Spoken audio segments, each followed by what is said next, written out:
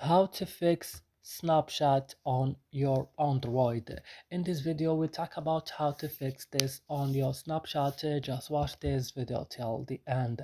So first go and open the settings of your phone, then go directly and open apps option.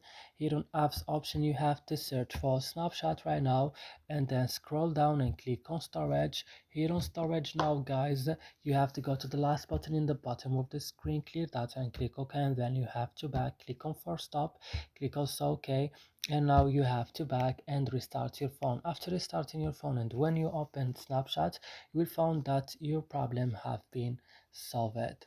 And that's it. I hope this video is helpful for you. Don't forget to like, subscribe in our channel, and see you in another videos.